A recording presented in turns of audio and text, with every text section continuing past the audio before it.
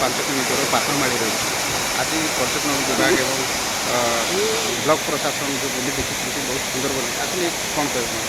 ବହୁତ ସୁନ୍ଦର ହେଇଛି ଜାଗାଟା। ଆମେ ଯାଇକି ମାନେ ଏଇ ସନ୍ଧ୍ୟା ଟାଇମ୍ରେ ମଧ୍ୟ ଯାଇକି ଆମେ ଭିଜିଟ୍ କରିକି ଆସିଲୁ। ତ କମ୍ୟୁନିକେସନ୍ଟା ହେଇଗଲେ ବହୁତ ପର୍ଯ୍ୟଟକ ଆସିବେ, ଏଥିରେ କୌଣସି ପ୍ରଶ୍ନ ଉଠୁନି ଯେ ଲୋକ ଆସିବେନି ବୋଲି, ବହୁତ ଲୋକ ଆସିବେ। ଆଚ୍ଛା ତ ଖାଲି କମ୍ୟୁନିକେସନ୍ଟା ହେଇଯିବା ଦରକାର।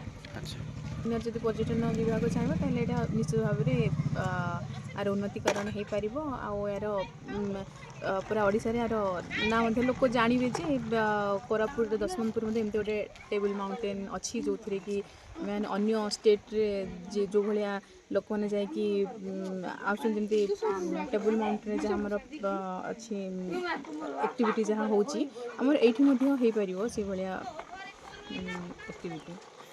Thank you madam.